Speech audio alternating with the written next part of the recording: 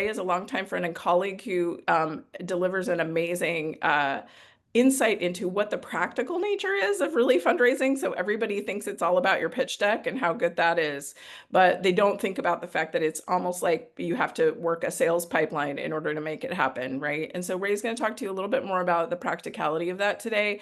Feel free. Charlotte teed this up really nice because I think that at its core is the main thing that I'm planning to talk about. I am getting terrible sunshine here today. Sorry, guys. I don't know what to say. It's I not live in fair. He's in Portland, Oregon Oregon, and so we're I in can't Irvine with complain no about it. sunshine.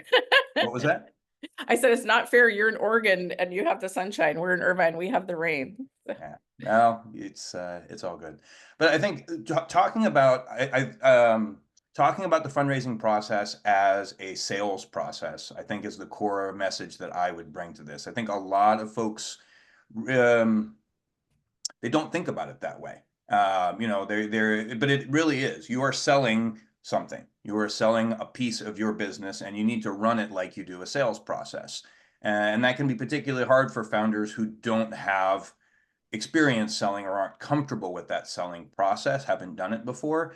So one of the first things I'd ask you guys is how many of you folks have actually been involved in selling before actively? You guys can just physically raise your hand or raise your hand Yeah. on Zoom. As I mentioned, I would encourage you to come on camera to Yeah, have this please come on camera, conversation. guys. It's not that big of a As group. there's a So lot of people off camera today, and like I get it, we're all zoomed out, but this is one of those ones where I think it's helpful. Has anybody has anybody been in sales before? Had to work a sales pipeline? Had to get to do that before? Is there anyone? No, one, maybe a half a hand. yeah. So is your name Maya? Yeah, hi Ray. Yes. Hi Thank, everyone. thank you for being bold and raising your hand. I appreciate that. And I do, again, I'm going to re-encourage everybody to get on camera. I promise no judgment.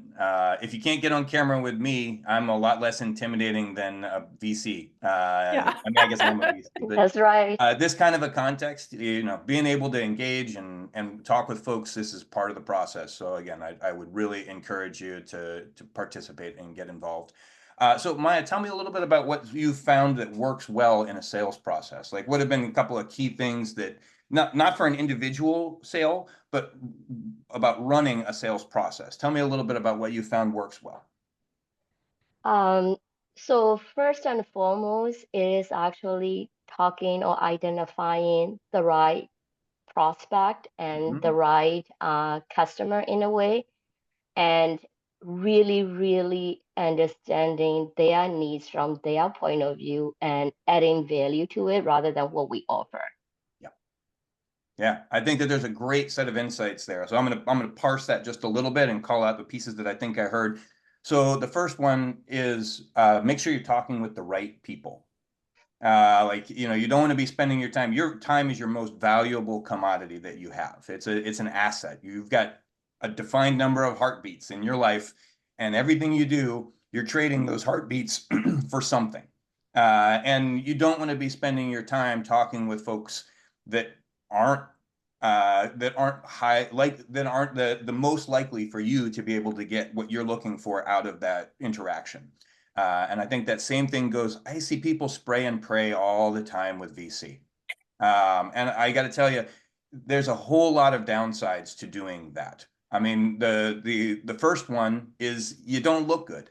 I mean, every time you're talking with somebody and they're not a fit for you, that's bad. I mean, it shows that you haven't done your homework, that you're not engaged with the process, that you are possibly desperate for money. None of those are good looks. And so that ability to be able to segment and understand, are these folks who actually make investments in the space that I'm interested in moving forward with is huge. Do they have competitive companies? I mean, I will say, most VCs are reasonably good people, and they're not going to deliberately share your information. Charlotte's rolling her eyes, but I'm being nice. Sorry. But you do not want to be putting your information, your competitive intelligence into the hands of somebody who has a clearly competitive company already in their portfolio. They're not going to invest in you. Yeah. They will remember what you said. And whether they share it directly or whether it just kind of comes out indirectly as insights in the boardroom, you're putting it in the hands of somebody who has a vested interest in the success of a competitor. At the very And I can't least, tell you if how often I see people not do that homework. I have watched people come pitch to somebody who has a clearly and directly competitive company already in their profile. Do your homework with it. And we're going to say, yeah, Charlie? such an important point, Ray. And I didn't introduce my background, but I co-founded a venture fund that Ray is a venture partner in. And one of the things that happens is that at the very least, they may or may not have known about this competitor company. And if they have a portfolio, the least that they're going to do is share that you exist, right? And that may or may not be a good thing to your company. Yeah. So what I would say, like writ large, when we're mapping this to a sales process, when you're running a sales process, you'd have something that qualifies your leads. So you generate leads, you find the people that you want to talk with, you engage them in some way, and then you run a qualification process. And it's the same thing that you're doing for a VC fundraising process. You're qualifying your VC prospect leads. Are they in industry with you? Do they write the check size that you need? Do they invest in the same stage that you invest in? Do they have other companies in their portfolio that are competitive to you? Do they invest inside of your geography? All of these are things that you want to be thinking about. These are the qualifying questions that help you know whether or not they're worth spending your time with. If you can't get that information before that meeting, which most of it you should be able to get before you reach out and get that first meeting with the VC, ask them. There is no problem asking qualifying questions. In fact, it shows that you are a thoughtful entrepreneur who understands the importance of these things. There is no problem asking, hey, what's your check size range? Do you invest in this? Are you investing in seed stage companies? Most of this information though, you should be able to get with a little bit of research before you even reach out. So let me pause. Charlie, you're going to say something? Oh, yeah. One of the things that I think often happens is that they may or may not even be writing checks right now, but they're still taking meetings. So one of the biggest questions that you can ask is so if you look at where Suncoast is at, we are almost fully deployed out of our fund one, and we have yet to raise fund two, which is, I'm very transparent about that, but not all VCs are transparent about where they are at in terms of like being able to actually write a check if they want to invest in you. And so I've seen really good companies go down rabbit holes with people who are raising funds and end up almost destroying their rounds because they didn't ask the right questions. So, I'll even say it's okay to ask hard. Are you actively writing checks? yes. Ask them what's the vintage. Like you should be able to look and see what's the vintage on their fund. Like this is again something that you can research. If their vintage on their most recent fund is 5 years old, the likelihood that they're writing active checks is a lot lower. So understanding the VC cycle, like typically, not all VCs, but the vast majority of VCs operate on about a 10-year cycle for their fund. That means that in the first roughly 4 years, that's their active investment period. That's when they're out deploying the capital from that fund into companies. The last 6 years is where they might do follow on, but they're really looking to harvest off of the companies that they've already invested in. Understanding that cycle is really important. You can do that vintage research and you can understand, are they likely to be writing those checks? So, And one of the other questions, Ray, and I know you're going to get to this in your template, is do they lead rounds? Is a really important question as well, because there's an awful lot of VCs that only do follow-on funding. So they get really excited about you, and then they say, come back when you have a lead investor. So knowing that up front is a pretty big question as well. yeah, I would say so that one's an interesting one. I don't think of that personally as a qualifying question, but it is a segmentation question. So again, you think about your different clients and a different sales process. Like I'm happy to talk with folks who aren't lead investors because I need to engage them. But I also need to be spending my time with them at the right stage in my own process. So, can I have a conversation with somebody? Should I have a conversation with somebody who's otherwise a great fit, but they write small checks and they can't be a lead? Sure, absolutely. Have that conversation with them. They may provide introductions. They will give you valuable feedback. They can help you fill out the round once you've got a lead, and getting to know them and letting them get to know you. That can be a valuable thing in the right context.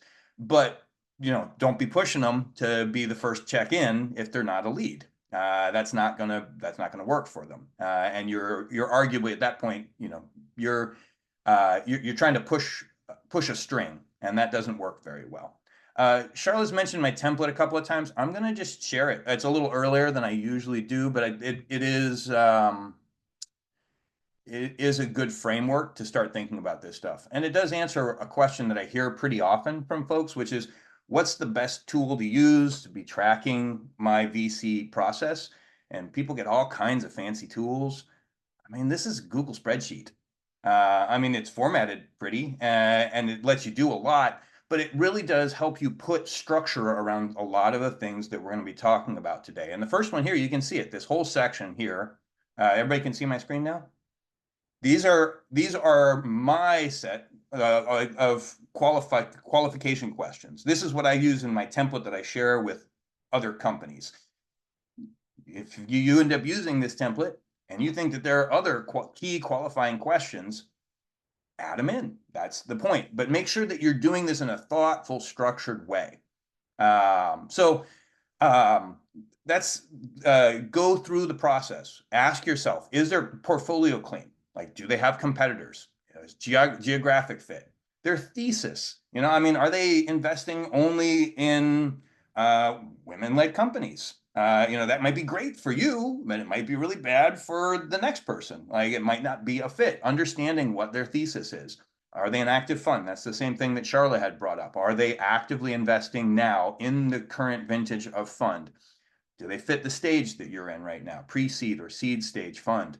And then do they write a check that matches what you're looking for? Again, you get later in the round and you got $500,000 left in your round, and these folks they're a seed stage company, but they've got, they need to write a check that's $1.5 million.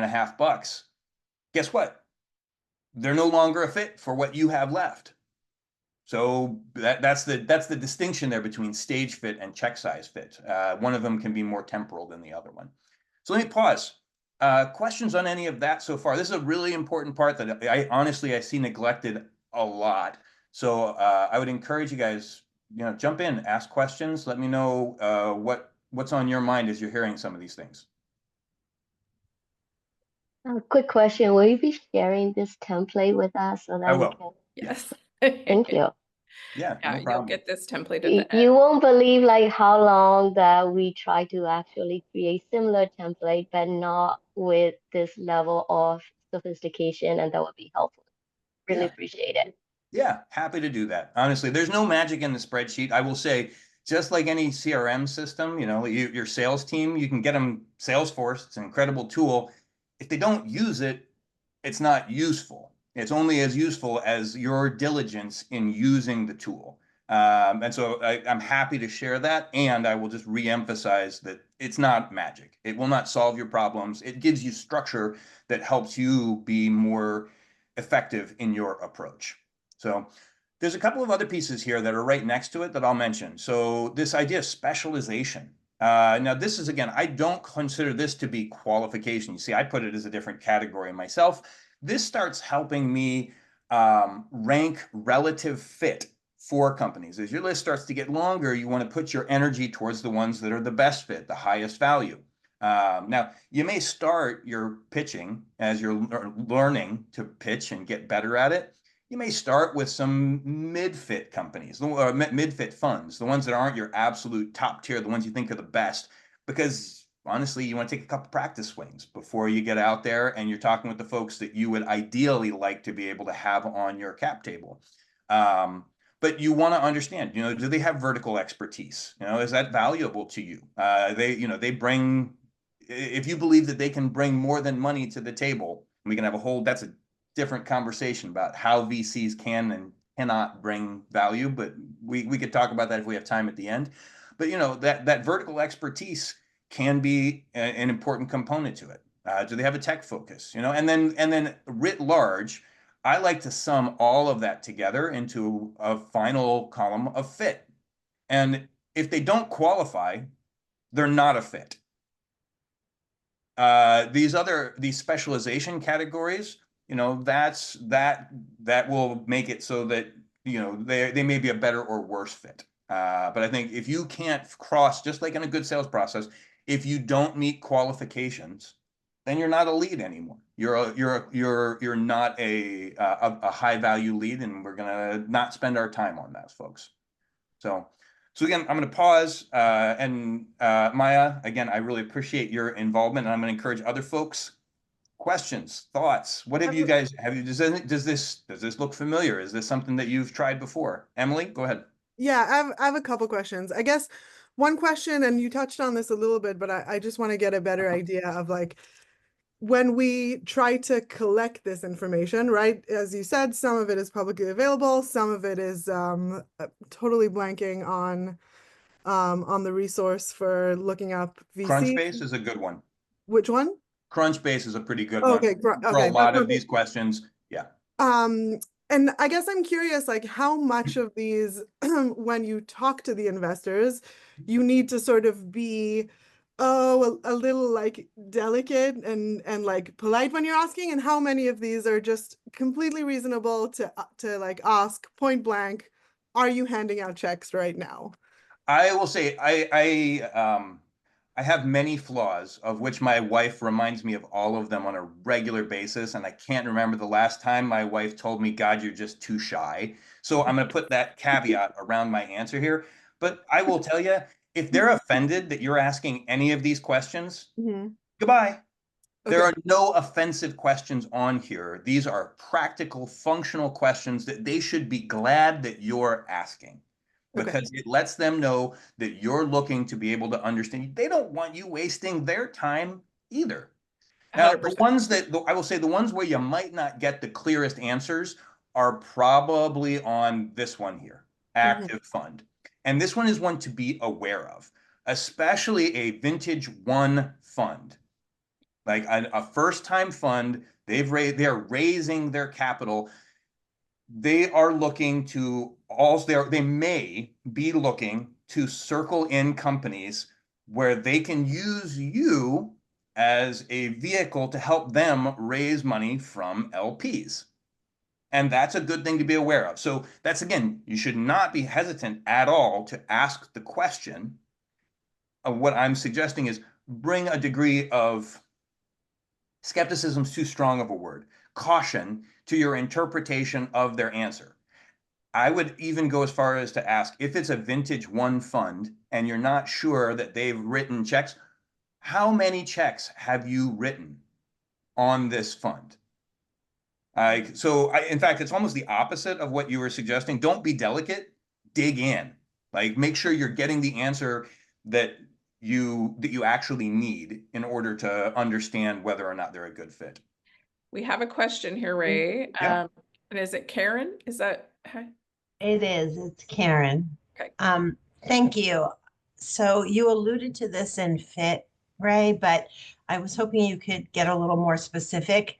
It's really important to me that our investor fit our mission. Even though we're a for-profit company, our mission is to help infants and families globally. And because you have to give up some sort of control as you bring in investor funding, I'm very protective of giving up control to someone who may not align with our mission, which means they may want us to move in a different direction. How do you source that out in the beginning? How do you ask those questions? I would give a two-part answer to that. So one, some of that depends on what kind of a vehicle you're raising on and where and what kind of an investor you're working with. That matters a lot more with somebody who's going to have a board seat. If they're contributing 250 on a $4 million round, how important is it that they have that alignment? That's up to you to decide. I won't pretend like you have the answer, but I would encourage you to ask that question and be pragmatic with how you're thinking about it. Does every single investor need to be explicitly and completely aligned with your vision and values? If you can do that, fantastic. It may substantially shrink the pool of investors that you get to fish in. So that's a partial answer to what you're asking there, Karen. Another example, if you're raising on a safe or on a convertible note, so I don't know how familiar folks are with different investment vehicles. Are you guys familiar with it? I'm not going to go deep on this today. We just don't have the time. But just by a show of hands, how many of you folks are familiar with the difference between a priced round and a convertible note or safe vehicle? Okay, I'm seeing a few hands. I would say this is important to know. So what I would recommend to everybody, whether you've done this before or not, whether you have familiarity with those or not, there's a great book that will substitute for me yammering about it today. It's called Venture Deals. It's by Brad Feld. And honestly, I have not yet recommended it to somebody who has an interest in VC funding, who hasn't found it to be a high value book. And honestly, taking a relatively dry subject, they did a remarkably good job making it engaging and readable. So come back to you. So I would encourage every single person on this call, if you have enough interest to be in this meeting with me, you should read that book. So coming back to your question, Karen, as an example, if you're raising on a convertible note or a seed round, you're not giving up control terms. Not in nearly the same way that you would be on a priced round where you have explicit control terms and you're potentially giving up board seats. In fact, like selling a board seat, like they own that seat now. So it's more relevant in different situations. So it's not quite as cut and dry. But I say fit is important. Like I will reemphasize this as somebody who has dealt with both good investors and bad investors. They both exist. And in addition to having good investors and bad investors, there are good investors who are a better fit for what you're looking to be able to do. You know, when you are in a pinch and you are trying to navigate one of the more complicated situations that you have, understanding that the people who are inside of your circle, the folks who are at your table, are there to have your back is huge. You don't want to be fighting on both the external front and the internal front in those difficult situations. Yeah, one thing that I can suggest as well, talk to some of their portfolio companies about whether they're, what their investment style is. It's always good to check the math. We have another question, and I'm not sure how to pronounce your name. Is it Mad? Yes, hi, Matt. Okay, great. Well, and give me just a second, Mad, because I want to come back to your question. But to that point, because it came up, it's the last column in the table, but don't take that as a point of de-emphasis. References. These are not your references to give to them. These are references that you're reaching out to about them. I cannot emphasize how important this column is. To Charlotte's point, talk with other portfolio companies, talk with other founders who have worked with them, and talk with the ones where they've been through the shit. Like they will give you references. Those aren't the ones you want to talk to.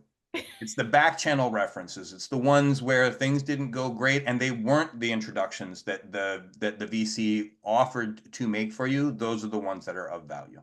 Sorry, please. Now, I didn't want to cut you off. I just also wanted to close on that point while we were talking about it. So. Thank you. That's great. I appreciate it. And again, my name is Majan. Sorry for my voice. I actually have a throat infection and flu. I hope you feel better soon. Yeah, thank you. I didn't want to miss this important meeting, but I wanted to go back on a point that you made in regards to the investor and the amount of investment. Like if someone is offering $1.5 million check, but you only want $500,000.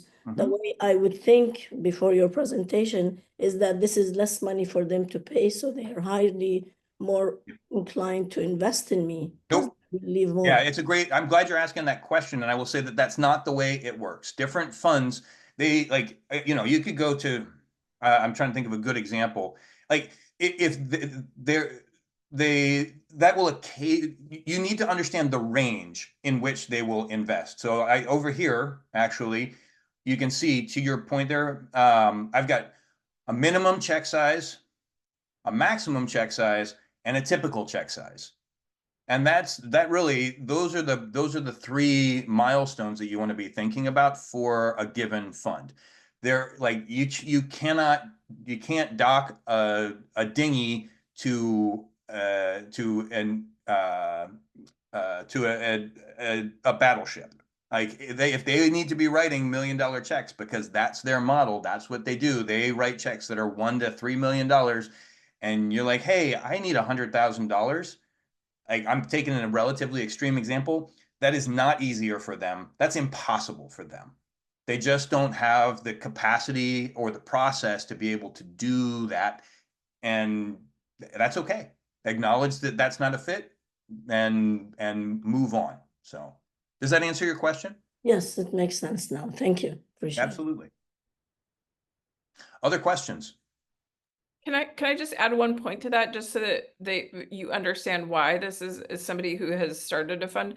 They want to own a certain percentage of the companies at different stages. And so if how they've constructed their portfolio of companies, that's why they have a minimum check size, right? That's why they deploy in certain ways, because they're looking to invest in a certain number of companies at a certain level in order to hopefully get their investors back plus and then some, right? And so that's why they would walk away. So I just wanted to clarify that point as well, from a fund. Yeah, there's also operational reasons. There are many reasons why, and I think Charlotte's hit on the primary, but they honestly, it may just not be worth their capacity. If they're used to writing $1 million checks, going through the process of execution for $100,000, it's honestly just not, it's not a fit. They don't have the infrastructure to be doing that. So let me pause again. Any other questions? Because I'm going to move on to the next piece of this that I think you'll find We relevant. do have a question about early stage valuation, and Okay. is it Lido? Yes. Do you want to ask your question? Yeah, just curious, out of curiosity. So, how does an investor evaluate at this early stages? Is this a process that's sort of deferred, or Yeah. is this something that they like a discount for a stock that they get? How does that work?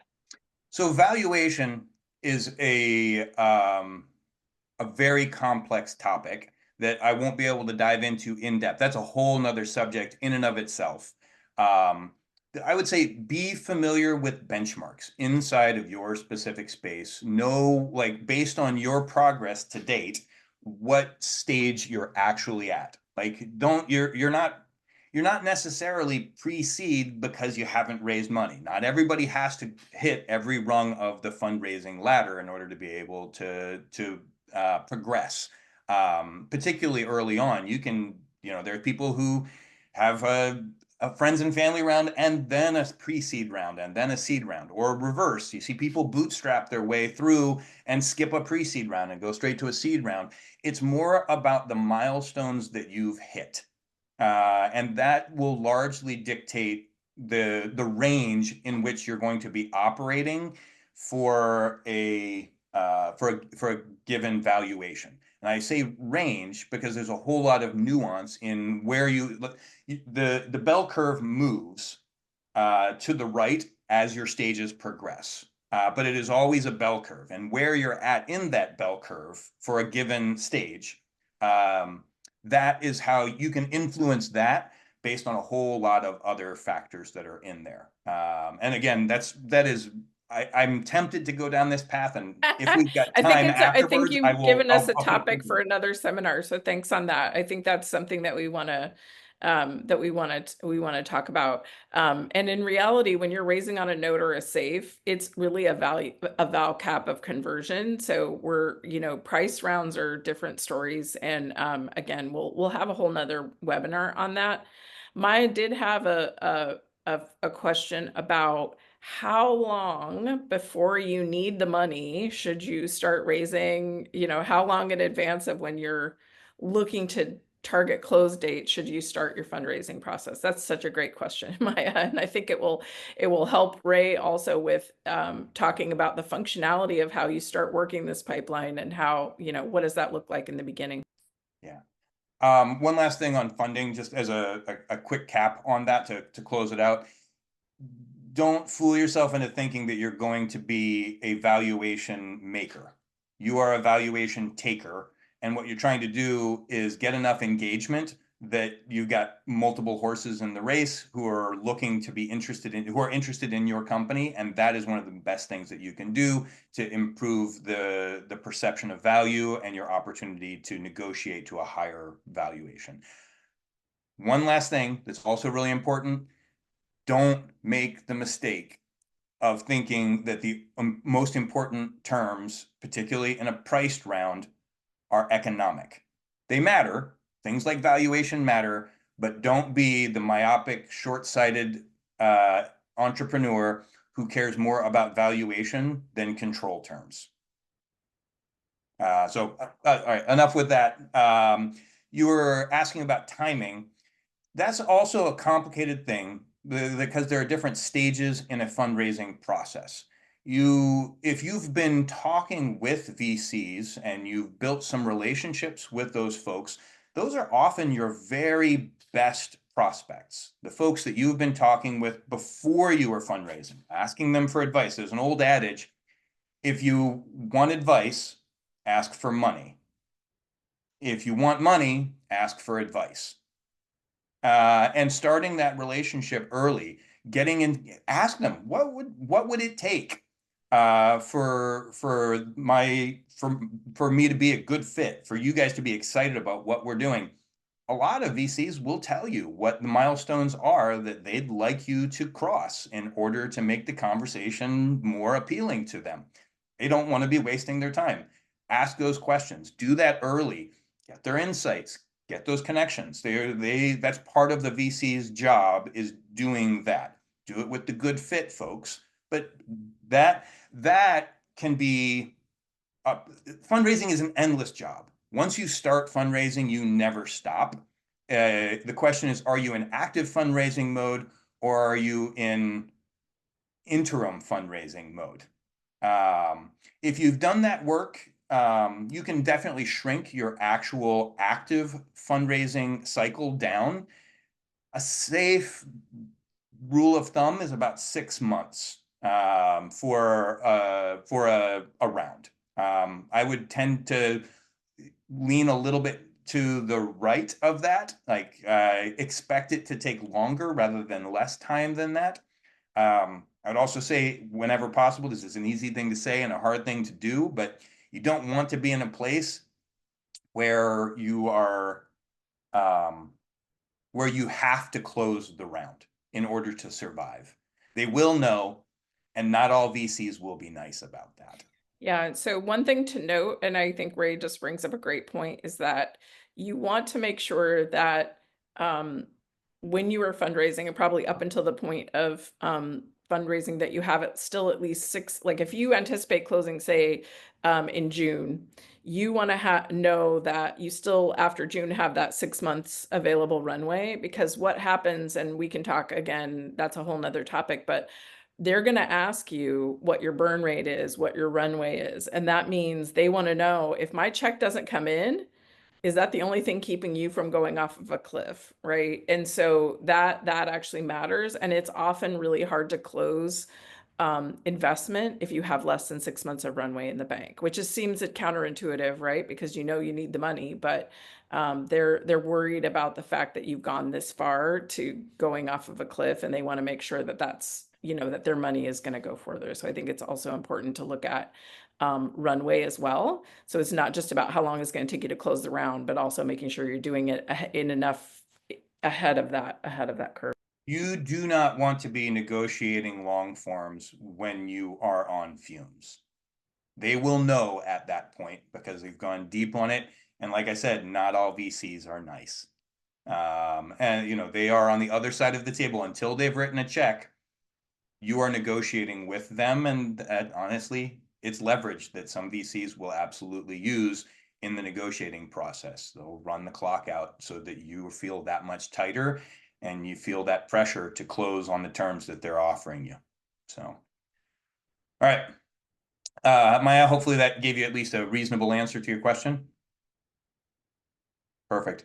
So staging, I'm going to shift over. I think that this is again a really important thing that that often gets neglected in sales processes as well in general, as well as in the fundraising process. Like you can see here, you know, in the table, you've got a set of stages, 0, where they are a prospect, you have not talked with them, all the way through to terms are signed, as well as lost, non-qual, and on hold. These are the ones that, again, I find to be the most useful. Staging is something, the most important thing that you can do in staging is to have clear definitions of what it means to be moving from one stage to the next. And I will say, in my experience, don't stage based on actions you take. It doesn't matter that you sent them your deck. It doesn't matter, like, that doesn't matter. What matters is when they take an action. Every stage should be defined by the actions taken by your prospect. And that's in a fundraising process or in a sales process. You know, I contract out. Who cares? I could send contracts out all day long and it doesn't mean a damn thing. I could spam contracts to people. It's irrelevant. What matters is, I'm shifting to a sales context now because it's something that might be easier for folks to grok on this, but like what matters is, have they engaged their legal team? Have you gotten red lines back? If you move into a state where they have engaged their legal team, they have spent resources and time to redline the contract, now you've crossed a milestone. Contract out, great. And when your head of sales someday tells you contracts out, the question is, do you have red lines back? And you're asking yourself these same questions. Like, so an example here, qualification, this is, have they met the key qualifying criteria that you can do your pre-research on? Are you ready to be talking with them? Engaged means that they've scheduled a meeting with you. That's the way I tend to define this. Expanded is, have they invited in other people within the fund to participate in the process? Moving from consuming one person's time to consuming multiple people's time that's a choice. It's an action that they take on that. Diligence, it's not whether you opened up your diligence room to them. Like, that's an action you took. What matters is, have they actually come in and started to do diligence? Ideally, what you want is questions on the diligence materials that you shared with them. Like, that is a clear milestone that not only have they looked at it, but they've processed it. They're engaged with the materials and they're coming back and asking you questions. That's when you know that they're actually engaged in the diligence process. So again, I can't emphasize how important this is. Oh, go ahead, please, Sarah. I just wanted to add in, our firm also has active funds, and just that asking where you are in the process, very appropriate question. Yeah, I think a lot of times startups assume and they don't ask that question. And that's a really good point, Sarah. Thank you for that. And I'd even emphasize that further. It's as much as it is asking them that, it's what you can actually observe. Those are the ones that are the best. And I think you're absolutely right, Sarah, to encourage people to be asking those questions and making sure. And the more you can base this off of actual observable actions that they have taken, the more effective your staging will be. And again, this is not just for fundraising. This is for sales processes. This is how you'll hold your sales teams to account at some point in the future as well. It's super important, and it's a subtlety that many people miss. So, and other questions? Does anyone else have any questions? I wanted to ask a question, Ray, if you can clarify or talk a little bit about the fact that how quickly they normally write a check might be a qualifying question, or like, what does their process look like? Can you expand on, you know, maybe some of the differences in how, you know, in what those processes might look like? Yeah. I think those are good. Those are fair questions to ask. In my opinion, Charlotte, I think they're fair questions to ask. And you get unreliable answers. Like how fast they can write a check is not how fast they will write a check. And I don't care about one, I care about the other, but it's really hard to get insights about that aspect. So I tend to not spend a lot of time asking questions that if I can't be confident that I can rely on the answer, I usually won't spend a lot of time. It's sort of like I don't ask the VCs like what value do you bring? Like I'm sorry. Like, don't ask it. Like, either you're in the camp where you believe that VCs can't bring any value except for the money that they have, and there's a whole camp of folks out there. I live in that sometimes. Um, or it's sort of like asking, like, you know, what's your biggest weakness to a candidate? It's just not a question that's going to elicit good insights. They're going to tell you a story about, you know, how they were there for a portfolio company. Did they make it up? Is it real? Did they do that for only one, or is this a pattern? Like, these are all things like anyways, I'm going down a long bunny trail, but I would say that you bring up a secondary point in that question, Charla. Focus your time on the questions that really matter. Cool. Other questions on this? So with that, I'm going to come back over here to the far left of the tool, because your stage also drives a lot. I'm going to actually move the meeting chat. Charlie, you're monitoring for anything that comes up in the chat, right? It's Yes, hard I for me am. to be doing all of it. All right, fantastic. So actions are what matter around this. And based on the stage of your company, just like you should be doing in a sales process, you have different assets that you use to help these prospective investors move from one stage to the next stage. You know, you've got up front, you've got your pitch deck, and you've got your one pager. Like, those are tools that are used early at an early stage. Like, if you're sending your pitch deck to somebody and they're in, they're in expanded or they're in diligence, something weird has happened. Like, the assets that you're using, the artifacts that you use in a given stage are matched to that stage, and they're used to help you move from one stage to the next one. And I encourage you to think about the assets and the artifacts that you have in terms of their prospect stage relevance. And what's the purpose of that given artifact? What's your pitch deck actually there for?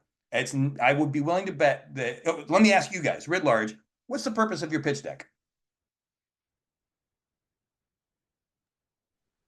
To get a To meeting. pique interest. Okay, piquing interest. I would say to get the next meeting. Get the next meeting. Those are both reasonable answers.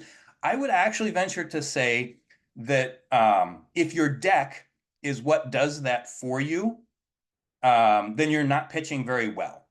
I almost never, when I raise, I almost never bring up my pitch deck while I'm actually talking with the VC. Now, I'm good on my feet. Like, I'm good at playing jazz. I honestly find that if I can have an in-depth conversation with the VC partner, that's far more valuable than me going through a pitch deck with them. But you still have to send them the pitch deck. And the reason why is actually because they need it as a tool to get you to expand it. They suck at your pitch. I promise you. They are not good at giving your pitch. You should be infinitely better than any VC at giving your own pitch, but they still need to pitch you to other partners in the fund. They need to build momentum and engagement in the fund. That's the purpose, the real purpose of a pitch deck. That's part of the reason why I'm a fan of both a pitch deck and a one pager. A one pager is a long form document that actually has copy in it. Like, help them be good at what they're trying to do on your behalf. When you're selling, there's a whole process of selling with a champion. Like you find inside of an organization that you're selling into, and again, you'll see these parallels back and forth between fundraising and sales. When you're selling into an organization, if you're lucky, you get an hour of their time once a month for the 6-month sales cycle. Like that's a really engaged prospect. Your champion inside of that organization is there 40 to 50 hours a week, every single week, all the time, interacting with all of the stakeholders that you need to engage in order to move your sales process forward. It's the same thing with a partner. Like you want to be equipping your champion inside of the organization that you're selling to with the tools that they need in order to be effective on your behalf. And I think this is something that is grossly missed. People structure their pitch decks in ways that don't actually solve the problem that the pitch deck is really there for. And again, I'm going deep on a specific pitch, but you can see how this again maps to the intention. What do we need to be doing with the pitch deck? It is an early engagement tool that helps them move you into that expanded state where other partners are enthusiastic enough to be spending their time talking with you. Please go ahead, Emily. So I know we've been talking about like not wasting our time in one way, but I've had this experience multiple times now, and I'm curious if other people if other people can relate. But I've identified someone who seems like they might be a champion for us, who's very willing to give me their time and meet with me and work with me to whether it's to improve the pitch or to tell me, okay, here are the milestones we want to see before we'll invest in you, whatever it is. Yep. And I always kind of find myself wondering, none of these people have ever invested. I mean, we haven't been doing this for that long, but I've yet to graduate to them actually investing.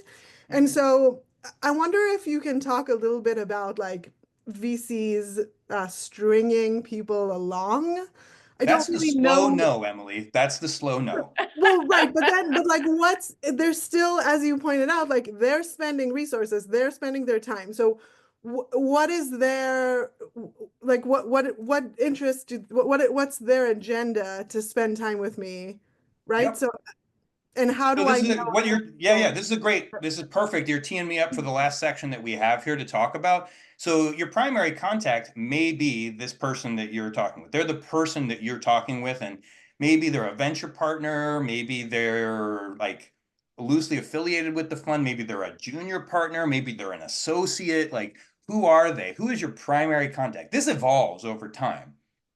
You want to be moving it forward so that your primary contact, as often and as quickly as possible, lines up with a key decision maker.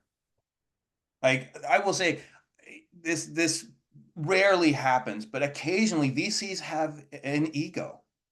Like they like especially folks that are more junior, they're excited to just be talking with companies. And they like to tell you, like they'll give you lots of advice, and maybe it's valuable, maybe it's not. But understanding whether or not they are actually in a position to be moving you forward, in order to sell through a champion or sell with a champion, again, switching from the fundraising side to the sales side for just a moment, there are good champions and there are lousy champions.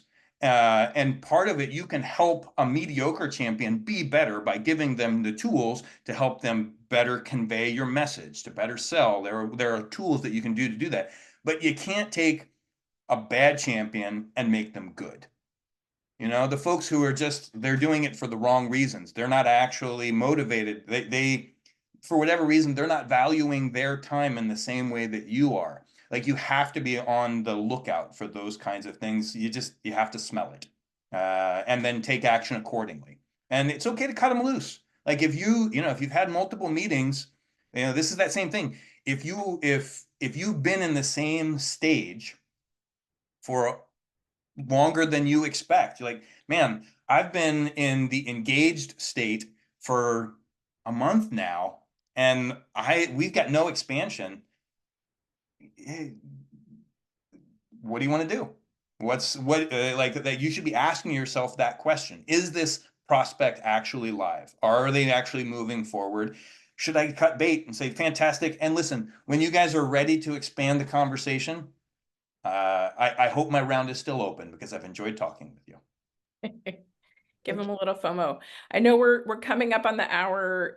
Ray, is there last points that you want to drive ahead around your template and how to use it? Are there any last questions for Ray as we get ready to wrap up here? Questions are more important than my last points. So please, any other questions that folks have that I can help with?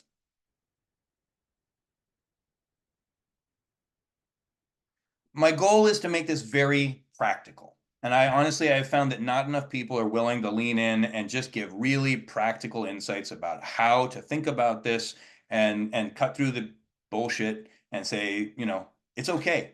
Like not every lead is okay. Not every venture fund is a good fit. Not everything that they tell you will be accurate. The last thing I'll emphasize about the tool itself is the same thing that I led with, which is it's just a tool. I mean, it's what really matters is all of the things that we talked about and you putting those into practice diligently and consistently. Take notes. It's a whole nother section in here.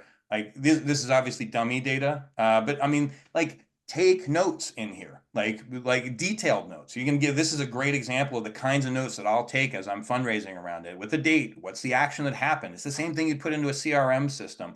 Like be diligent about your process. You will not remember whether you sent them the pitch deck.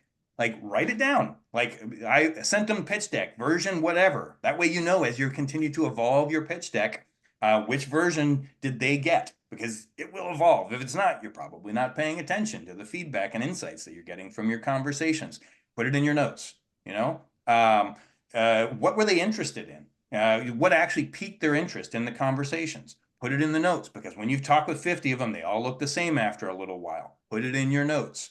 Be diligent about your process. You will reap the benefits of that. So I'll ask a closing sorry. question. Ray, I'm just I love this process. And I wanted to also understand how you approach sort of developing, testing sort of the relationship with somebody who may, as you're wanting investment from them, you're bringing them into your company, into your baby, and someone else asked earlier about alignment with your vision and so forth. And certainly investors want to be perceived as more than money. So can you just speak to how you approach that? Yeah. I mean, I think it's sort of like interviewing for a job. They're selling a product. Let's be really clear. VCs are selling a product. You know what that product is? It's money. They're selling money. And everything that's in your agreement with them, whether that's a convertible note or whether it's a long form price round, everything else is part of the price tag that you're paying for the product that you're getting from them. In exchange for the money, you are giving up board seats. You're giving up control terms. You're giving up equity. Like those are the price tag that you're paying in exchange for the product that you're buying from them, which is a big pile of sweaty cash. I think asking those questions from them is a good way. References are a better way. You don't really care what they say about themselves the same way that you don't care as much about it's like a job interview. They're looking to sell you their products at some point. But you really want to understand how other people have worked with them. And I think that's the most valuable approach. So a couple of the questions. This is kind of that doorknob thing where, as soon as the meeting starts to wrap up, all the questions pop. I will do my best to answer whatever ones you guys have. And I can even run a few minutes long today. So that's great. Other questions? Maya had a question about how you approach warm intros and connections. Yes, Ray. that's how I Such a approach great it. question. In fact, cold outreach, you can do it, but honestly, as a VC, I am bombarded by people. Like everybody wants to talk with a VC and cold. It's if you're going to do cold outreach, you better make it thoughtful cold outreach. Like do some research on the person you're reaching out to, tailor the message to them. I can absolutely tell when somebody has sent me the same fucking email that they sent to the last 50 VCs. And you know how much interest I have in talking with them? None. I'm like, you couldn't take the time. Like, you don't, yes, don't do that.